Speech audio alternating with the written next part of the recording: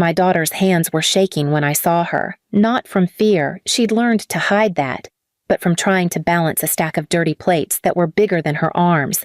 The living room was loud with laughter, wrapping paper everywhere, my niece sitting cross-legged on the rug, ripping open another expensive gift, while everyone oohed and awed like she was royalty.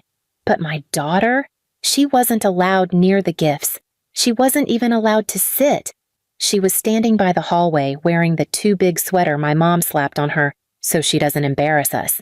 Hair tied back in a messy knot she'd done herself, cheeks pink from moving too fast. I stepped fully into the house, still clutching the grocery bag I brought. I hadn't even taken off my shoes before my mom snapped her fingers at my daughter like she was calling a dog. Please subscribe to our channel and tell us in comments from where are you watching this video. Pick those up, Ava, she said sharply. Guests shouldn't see trash lying around. Ava nodded, silent. She always went quiet around them, my mom, my sister, my nieces, because every time she tried to talk, someone found a way to remind her she didn't matter. I set the bag down slowly.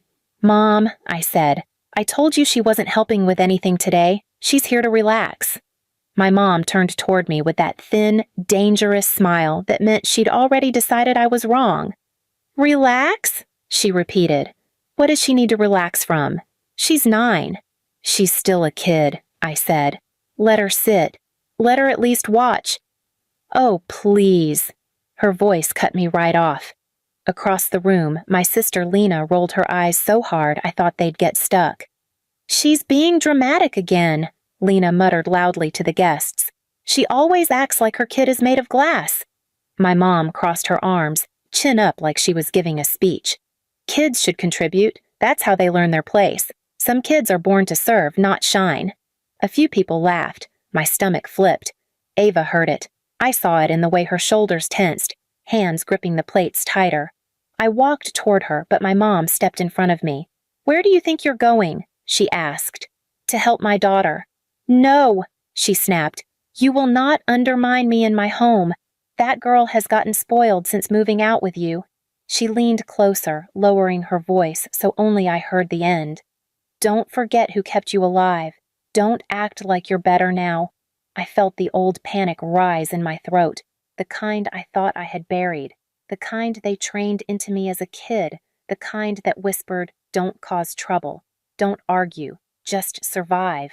But then I saw Ava again.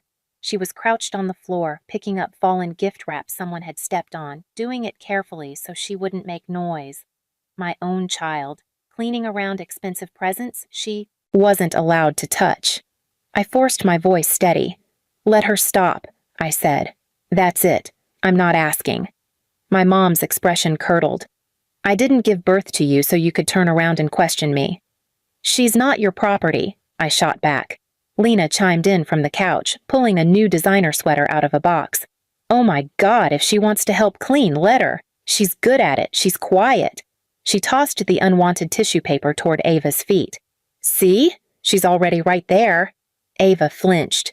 My mom looked at Lena with approval, a look I never got growing up, and then glared right at me. You should be grateful she's even included, she said. She doesn't have the presence for these events. The least she can do is keep the house tidy. She's not a maid, I said. My mom shrugged. A maid? No. But look at how she stands. Look at how she acts. She's not like your niece. She's not confident. She's not special. She doesn't shine like Lily. She gestured toward my niece, who was ripping a bow off another gift, while 4 adults watched her like she was opening the gates of heaven. My mom leaned closer to me, voice sickeningly sweet. Some kids shine. Some kids serve. It's just reality.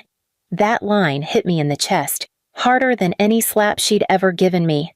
Ava straightened slowly, not crying. She never let herself cry in this house, but swallowing hard, trying to disappear into herself.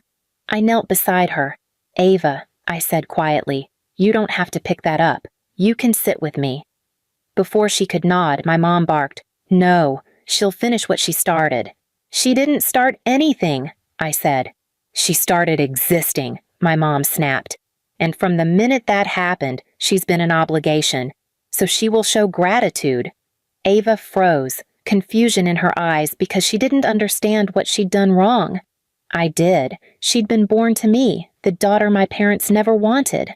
I stood up slowly. "Mom," I said, "you're done talking to her like that."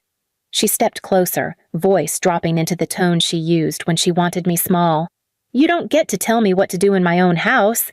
You didn't when you were their maid, and you sure don't now." The room went quiet. Guests glanced at each other, uncomfortable but pretending not to see. And Ava, my little girl. She whispered, barely audible, "Mom, I'm sorry. I'll be good." Something cracked in me right there, not a gentle crack, a deep, ugly one. Years of silence, fear, and swallowed pain splintered all at once. I didn't shout. I didn't break down. I picked up the plates from Ava's trembling hands, set them on the table behind us, and wrapped my arm around her shoulders. "Go get your bag," I said softly. "We're leaving." My mom scoffed. "Don't be ridiculous. She has work to do." I turned to face her fully, the grocery store lights glinting off the glass sliding door behind her. "No," I said. "She has a mother, and she has me." The room felt like it held its breath. My mom's jaw tightened, eyebrows pulling together in that look that always preceded punishment. "You walk out that door," she said slowly, "and don't come back expecting anything. Not help, not support, not family." I held Ava close. "We never had that here." Ava leaned into me. My mom's face went cold. "You think you're better now?" she whispered. "You think you get to rewrite how this family works?" I didn't answer her. I didn't need to. I guided Ava toward the door. Every step felt heavier and sharper than the one before. But I kept walking. Behind me, I heard my mom mutter, "She'll regret it. They always do."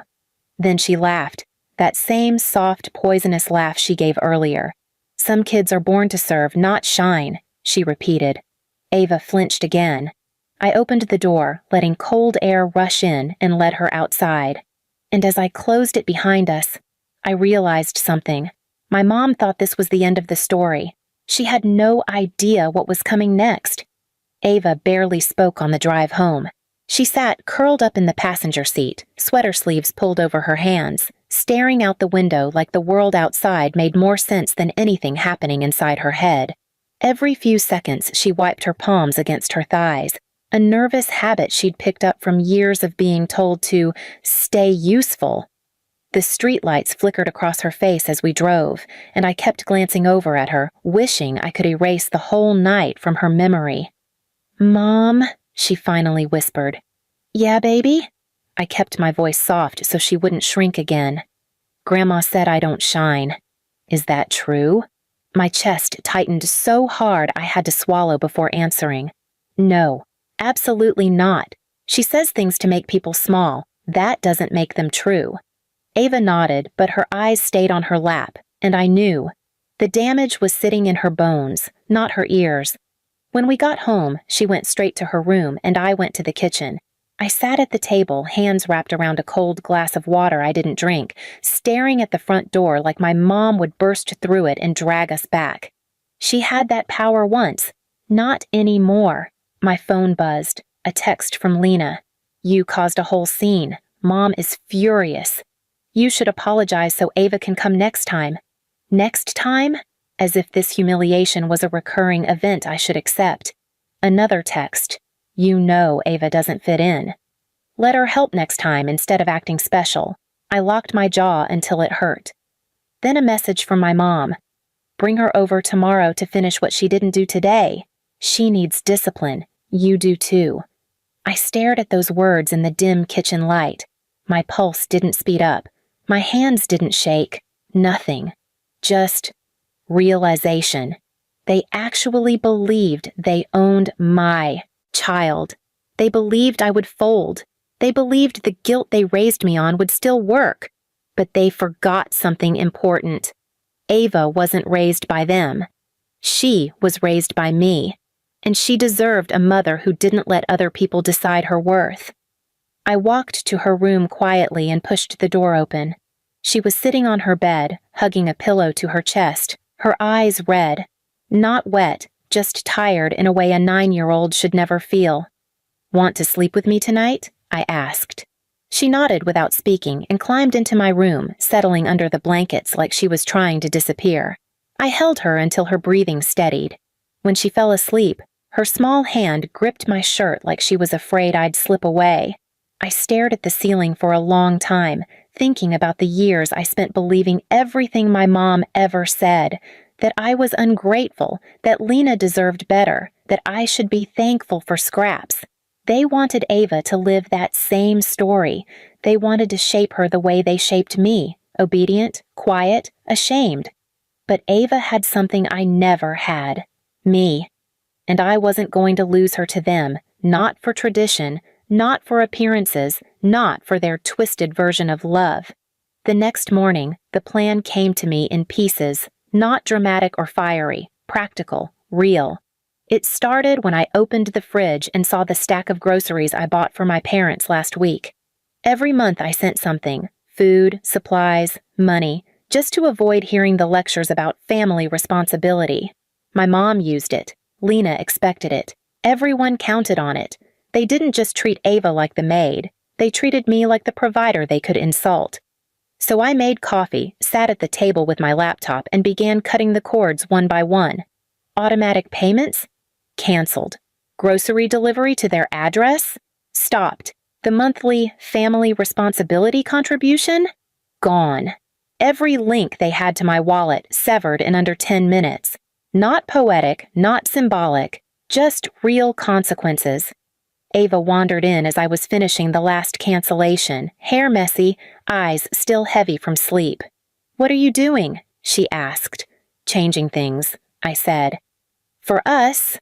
I didn't tell her everything yet. She didn't need to carry that weight today. She climbed into my lap, resting her head on my shoulder. "Can we not go to Grandma's anymore?" Her voice was small but steady. She wasn't asking for permission, she was asking for safety. "We're not going," I said. "Not today, not ever if you don't want to."